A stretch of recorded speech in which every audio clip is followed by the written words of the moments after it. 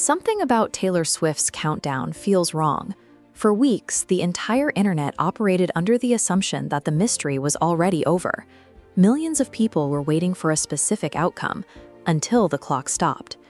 To understand why a timer carries so much weight, you have to look at her communication style. While most artists rely on traditional press junkets, Taylor seeds specific identifiers into her work. She embeds numbers and background scenery, coordinates nail polish colors with upcoming themes, and uses timestamps to message her audience directly. In late April 2026, her official website updated with that ticking timer. But it was the frame surrounding it that drew the most attention. Dark, atmospheric clouds and heavy, muted visuals suggested a specific mood that the audience recognized immediately. Within hours, the internet mobilized. TikTok creators published frame-by-frame breakdowns. Twitter threads cataloged color codes and font styles. By cross-referencing years of historical data, the community reached a singular, confident conclusion. Then, the clock hit zero. No album announcement, no music video, just silence. That void didn't just delay a project, it introduced a variable the community couldn't calculate, leaving a massive, unexplained gap in a narrative everyone thought they had mastered. Every detail leading up to that 0 hour seemed to point to the same release: Reputation, Taylor's version. Within the fandom, that era represents a specific transformation. It is the period defined by media warfare, public scrutiny, and a deliberate move away from traditional celebrity accessibility. The dark aesthetics of the countdown matched that established history. When you pair those visuals with Taylor's recent withdrawal from the public eye, the pieces align into a very predictable shape. It's the perfect setup. When an audience is trained to look for patterns, the easiest way to hide a secret is to provide a pattern that is too easy to find. It encourages the internet to market one project while Taylor prepares another. At first, fans looked for rationalizations. They theorized she was waiting for a specific award show stage, or that the timer was only the first step in a multi-week rollout. But then the analysis shifted. The closer people looked at the website imagery, the more it contradicted expectations.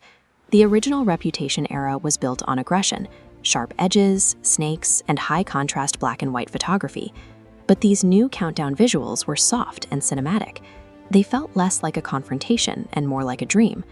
This realization changed the entire conversation.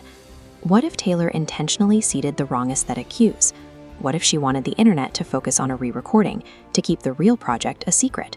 That possibility leads to a different conclusion: TS12, a completely new album and a total identity shift. Giving the audience exactly what they expect, in this case, Reputation, is the one thing Taylor rarely does. Her career is defined by pivots, not by following the most obvious path available.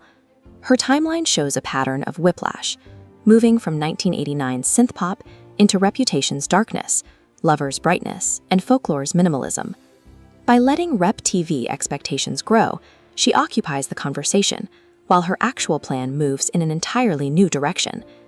This also explains her recent absence. Historically, her longest periods of public silence happen right before she reveals a new identity. There is a strategic problem with re-recordings. You can't surprise an audience with something they've been waiting years to hear. By redirecting that attention toward a decoy, she creates a state of uncertainty. That confusion ensures that when she finally does move, the impact is significantly higher than if she had simply followed the plan the internet laid out for her. In the current digital landscape, capturing attention is more valuable than providing information. If people are talking about you, you don't need to explain what you're doing.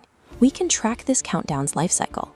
A simple website clock generated theories. Those became viral videos, dominating global news. She achieved this engagement while completely silent. The audience turned a tiny bit of data into a self-sustaining conversation, keeping her culturally dominant. An answer ends the conversation. The moment a date is confirmed, the speculation stops. But an unsolved mystery creates a vacuum that the internet tries to fill indefinitely. It shows that the outcome of the clock doesn't actually matter. The hours spent decoding the visuals and building theories became the event itself. These maneuvers function as a form of digital storytelling, where the audience is a participant. The project isn't just the music, it's the process of finding it. The internet doesn't handle uncertainty well. By denying a clear answer, Taylor forces fans to take active roles. building communities and shared identities around the search for a solution. Her previous album focused on the exhaustion of being constantly watched. Ironically, by stepping back and providing less information, she made the public watch her even closer. Whether the clock was leading to reputation or a completely new era, the result is identical. Taylor Swift's real skill isn't just in the music she writes. It's in her ability to make millions of people stare directly at a distraction until she's ready to change the game again.